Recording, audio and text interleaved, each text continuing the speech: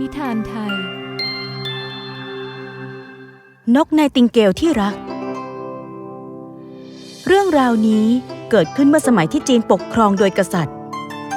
ทรงมีราชวังและสวนที่งดงามที่สุดภายในสวนเขียวชอุ่มและในสวนนั้นเต็มไปด้วยดอกไม้หลากนานาพันธุ์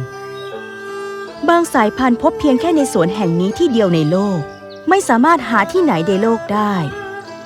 ชาวสวนจะห้อยระฆังเล็กๆไว้บนพวกมันสวนแห่งนี้ใหญ่มากรอบนอกของสวนถูกห้อมล้อมไปด้วยป่าไม้ทุกทิศทางมีแม่น้ำไหลผ่านในป่านั้นและข้างๆป่าก็มีต้นไม้อยู่ต้นหนึ่งซึ่งเป็นที่อยู่อาศัยของนกไนติงเกลนกไนติงเกลมีเสียงร้องที่ไพเราะมากจนทุกคนที่ได้ยินต่างก็หลงไหลราชอาณาจักรแห่งนี้มีชื่อเสียงมากและมีผู้คนมากมายมาเยี่ยมชมซึ่งส่วนใหญ่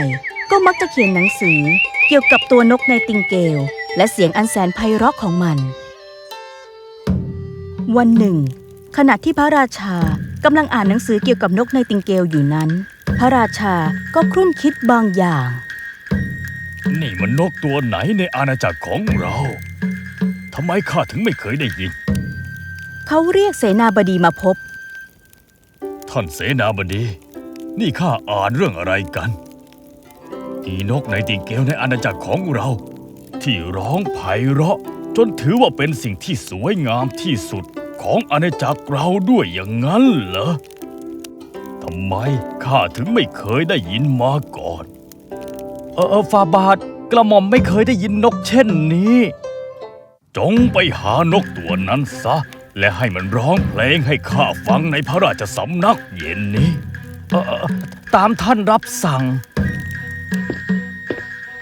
เมื่อเสนาบดีได้รับคำสั่งจากพระราชาแล้ว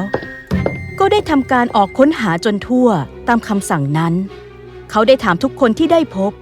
แต่ว่าไม่มีใครรู้เกี่ยวกับนกไนติงเกลเลยสักคน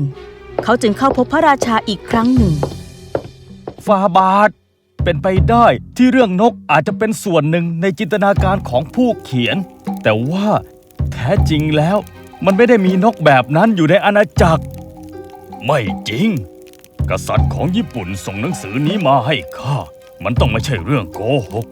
ข้าต้องการได้ยินเสียงร้องเพลงของนกไนติงเกลนำมันมาให้ข้าตอนเย็นนี้ไม่เช่นนั้นทั้งอาณาจักรจะต้องถูกลงโทษเสนาบดีไม่มีทางเลือกอื่นใดเขาจึงถามเรื่องนกไนติงเกลกับทุกคนที่เขาได้พบจนได้พบกับเด็กสาวคนหนึ่งนกไนติงเกลใช่หนูเคยเห็นค่ะและเคยฟังเสียงร้องของเธอด้วยเธออยู่ใกล้แม่น้ำค่ะ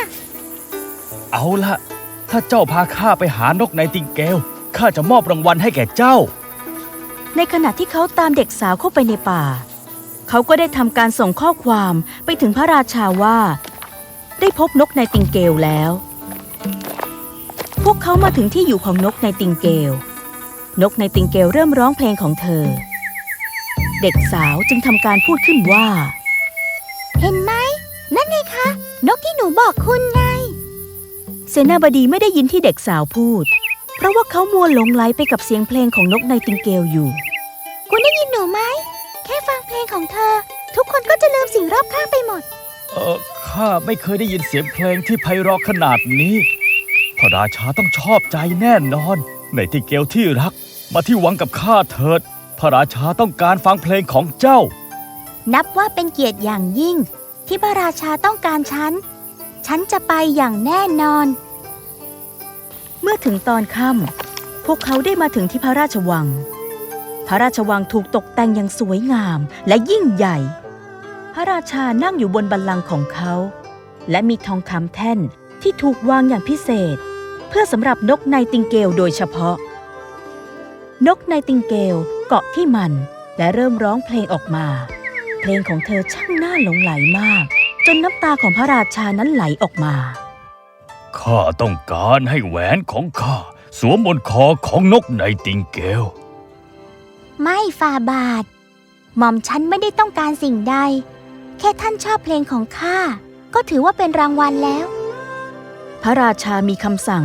ให้นกไนติงเกลอยู่ในกรงทองคำที่สร้างขึ้นมาภายในวัง และอนุญาตให้เธอบินไปข้างนอกได้วันละ2 ครั้งทหาร12 คนติดตามเธอโดยผูกริบบิ้นสีแดงไว้ที่คอของเธอไนติงเกลไม่ชอบแบบนี้เลยและมันก็เป็นแบบนี้มาหลายสัปดาห์วันหนึ่งมีบางคนส่งกล่องให้กับพระราชาและมันสลักไว้ว่าไนติงเกลนี่ต้องเป็นหนังสือใหม่ที่เขียนเกี่ยวกับนกไนติงเกล แต่ว่าไม่มีหนังสืออยู่ในกล่องเลยแต่มีนกไนติงเกลประดิษฐ์ด้วยเพชรและอัญมณีเมื่อดึงขึ้นมา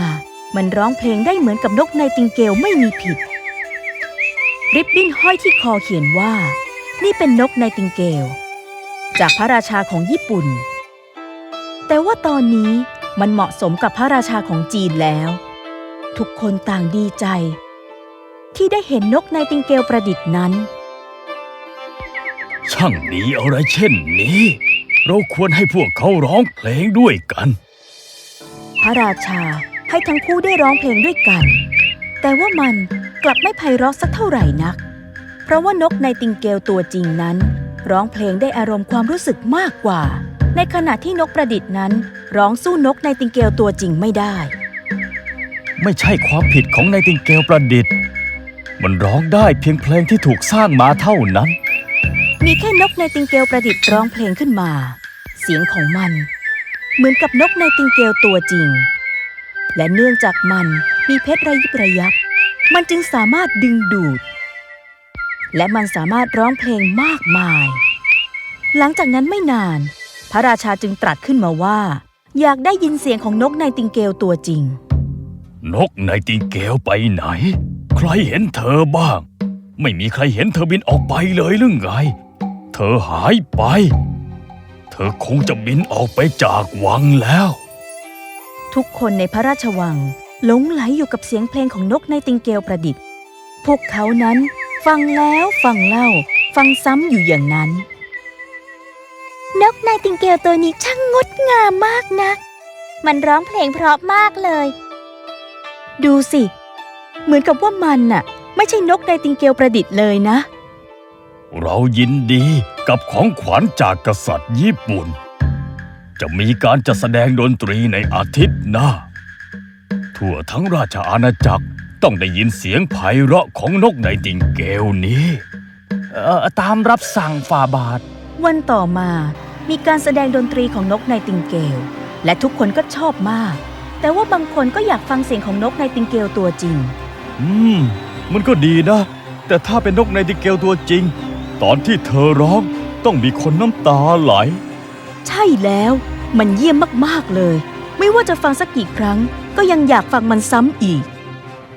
นกไนติงเกลประดิษฐ์ถูกวางไว้บนเตียงของพระราชาพระราชาได้ฟังมันร้องเพลงและได้ตั้งชื่อเพลงนั้นว่า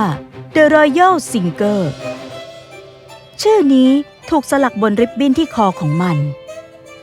หนังสือพิมพ์เขียนถึงนกไนติงเกลประดิษฐ์ชื่อของมันนั้นเป็นที่รู้จักอย่างทั่วถึงและกว้างไกลนัก1 ปีต่อมาพระราชาและชาวเมือง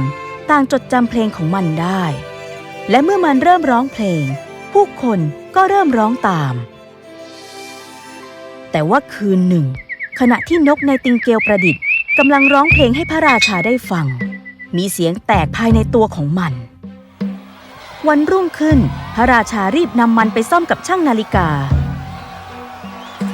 ฝ่าบาทหม่อมฉันตรวจสอบเครื่องนี้อย่างละเอียดพบว่าการร้องเพลงบ่อยเกินทำให้สายไฟและการเชื่อมต่อภายในเสียหาย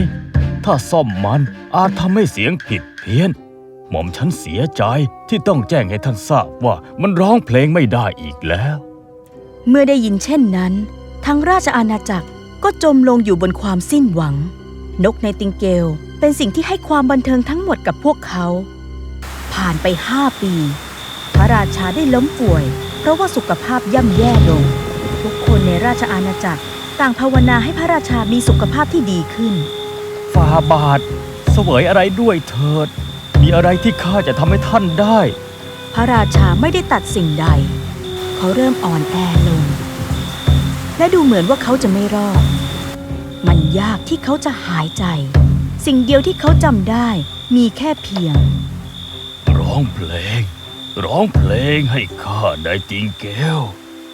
ข้าให้รางวัลเจ้ามากมายทำไมเจ้าไม่ร้องเพลงให้ข้าร้องเพลง แต่ว่านกไนติงเกลประดิษฐ์ก็นิ่งทันใดนั้นเองพระราชาได้ยินเสียงร้องเพลงจากนอกหน้าต่าง แสงแห่งความหวังและความสุขได้แผ่ซ่านไปทั่วหน้าของพระราชาและพระราชาได้มองเห็นนกไนติงเกลตัวจริงแวบๆทางหน้าต่างเขาพยายามเบิ่งตามองและพบว่านกไนติงเกลจริงๆนั้นกำลังร้องเพลงให้กับเขาอยู่ เจ้ากลับมาแล้วร้องเพลงให้ข้าไนติงเกลที่รักของข้านกไนติงเกลร้องเพลงอีกครั้ง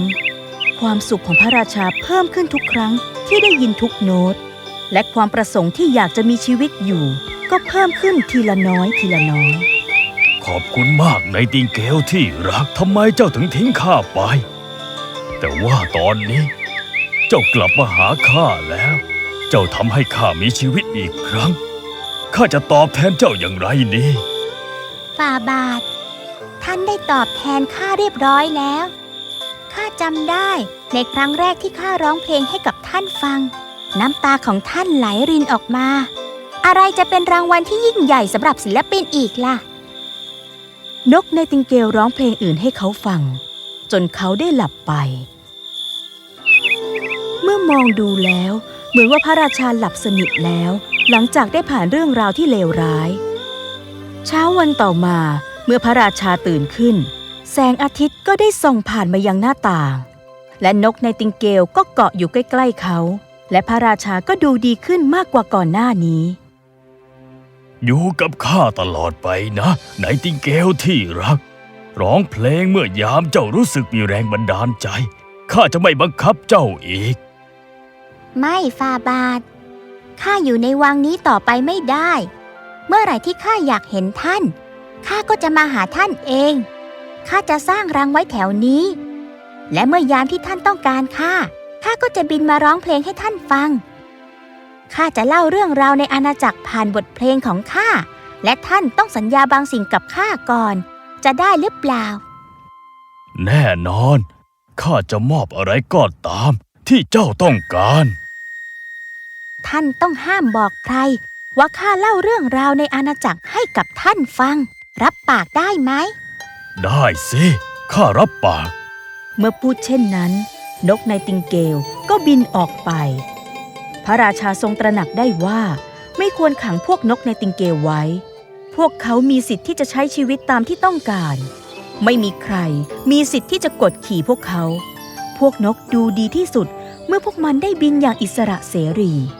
ร้องเพลงบนต้นไม้และในป่ามันคือบ้านที่แท้จริงของพวกมันไม่ใช่ในวังหรือว่าในบ้านของคน